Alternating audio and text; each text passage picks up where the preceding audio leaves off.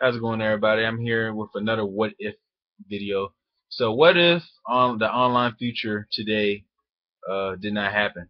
So, back in the day when I'm thinking about like PlayStation 1, actually, I didn't know like right now, like in my mindset, I don't know how much games were back then. So, pretty much, when PlayStation 1 back in its prime, we had Crash Bandicoot, Tomb Raider, and Spyro. Pretty much, they're very three special games that came out for that system, and they're very was in their prime. Their stuff, bringing stuff that brings stuff to the table was never brought sort of before. Bring platformer into like 3D type of thing.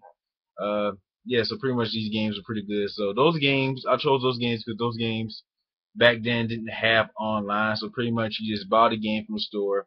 You beat the game. You either go back after you beat the game to collect, all the, get all the, collect everything, get all the items and stuff. Yeah, so pretty much you can do that, or you start over and play it again. Just play it again. Sometimes Crash Bandicoot and Spyro, especially Spyro. When I beat the game, I automatically try to get the highest percentage. Then after that, I start over and pretty much don't really get bored of it till like a couple of months later. Down the road, then I buy another game. So yeah, so pretty much today has changed a lot. Now you can play online with people. Play with your friends, play with your family, play against other people, meet new people online, talk trash to other people, have rivals. That's sort of a good thing. And yeah, so what happened if we didn't have that right now? Now, Call of Duty before it went online, back when Call of Duty was, Call of Duty 2, Call of Duty Big Red One, those games, really sparked the industry from the beginning before, before Modern Warfare and stuff. I really love those games. Those games were on PS2. Also liked Medal of Honor. Those games didn't have online yet. Call of Duty 3, I think the first one that had online, with the I think it was on the PS2, but then it was remastered on the PS3. I think it was on 360 as well. Can't really remember, but the online on Call of Duty 3, many people still kind of play it. It's very, very basic to Call of Duty is now. Now it's like a whole bunch of extra stuff, more content on there. So pretty much, you see how Call of Duty was from the beginning without no multiplayer. Then you add multiplayer, and right now it's like one of the biggest multiplayer games online. So that's one of the main reasons why they add multiplayer. Or somebody, some people, unlike me, I like playing single player games, and when I beat a single player game, I go back and do it over again. I really don't get bored with it. It's kind of crazy. Many people they get bored with the game is they need multiplayer to go back and play it. I quite understand that. That's pretty much what multiplayer was added on there. So when people, when developers make a game that has a good single player, then add a good multiplayer to it. So pretty much they're done with the single player, hop onto a multiplayer for a couple hundred hours, and right there, many people are not really that bored.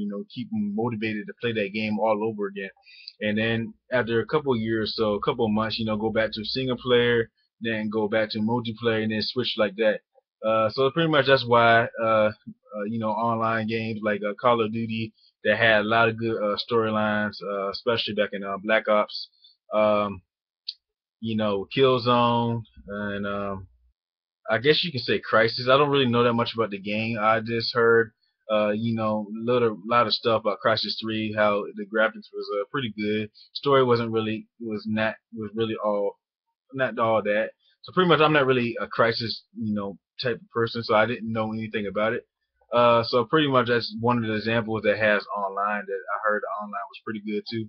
So yeah, so that's my what if. If online never happened, pretty much many people would be mad. Now, many people,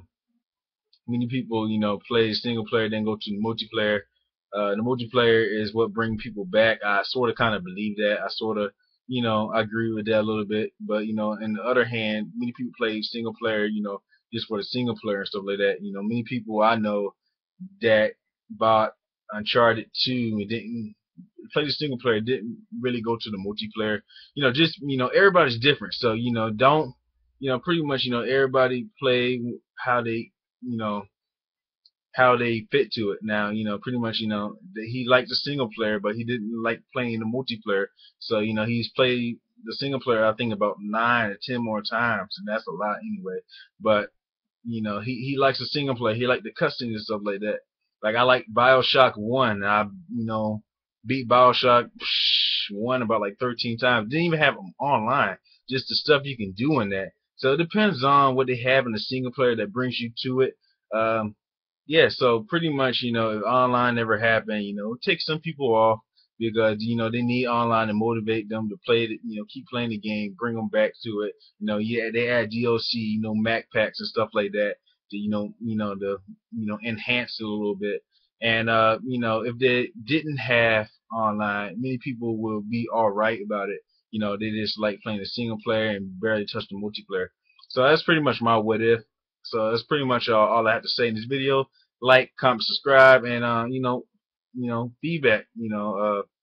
Tell you what you think if online never happened. We'd be mad, we'd be sad, we throw stuff, we break things, we just be neutral. You just didn't really care whether or not. Many people, like I said, many people have their own different ways of playing video games. So everybody's different.